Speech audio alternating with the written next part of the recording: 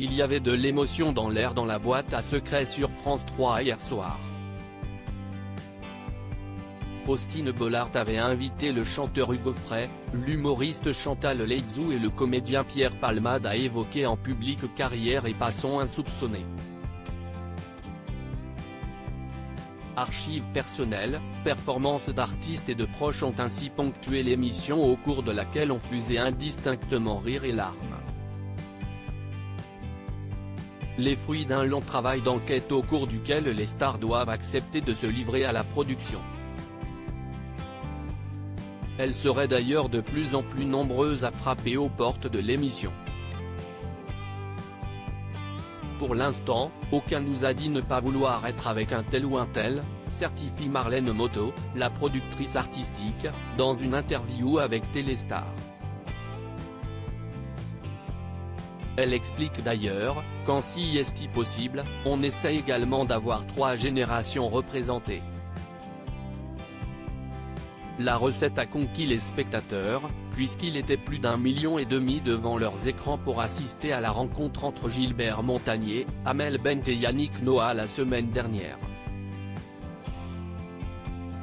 Le choc des générations a provoqué l'une des plus belles séquences émotions de l'émission hier soir lorsque la chanteuse et violoncelliste Anne Silla, 32 ans, a fait craquer Pierre Palmade, 54 ans. Faustine Bollaert a d'abord préparé ce terrain musical en évoquant avec l'humoriste sa collaboration avec Jean-Michel Jarre à l'occasion du single Je te flash, Je te love en 2001.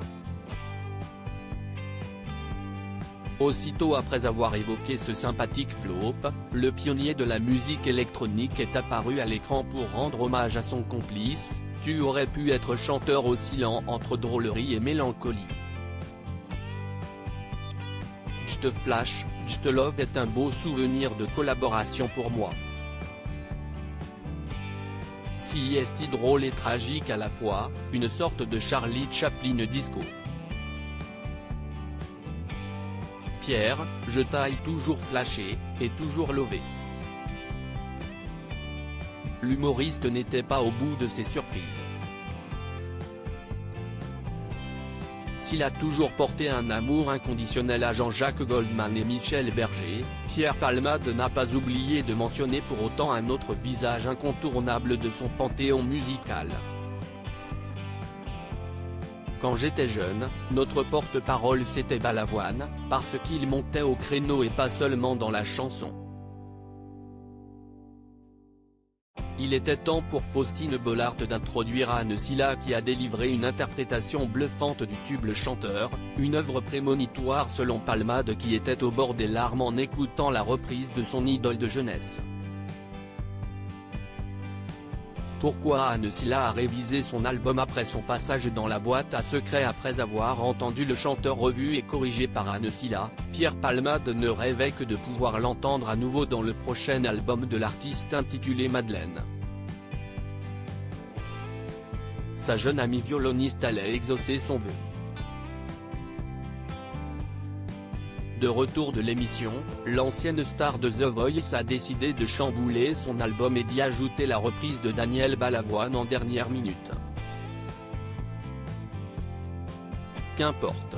Cette version est trop belle, on jette les disques déjà fabriqués, on enregistre la chanson en studio, on décale la sortie de l'album Madeleine au 25 novembre, commente son impresario Stéphane Cohen dans une interview relayée par nos confrères de Télé Loisirs. Après avoir obtenu l'accord de sa maison de disques, Anne Silla s'est empressée de reprendre le chemin des studios où elle a enregistré ce qui deviendrait le premier single de son nouvel album, disponible depuis ce vendredi.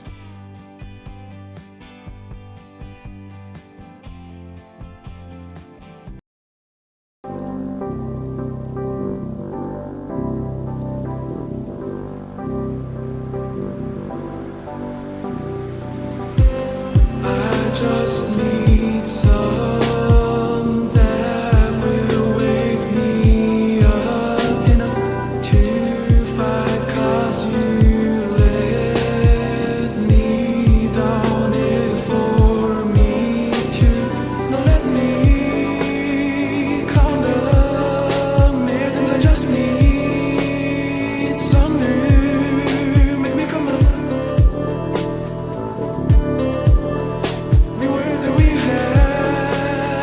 to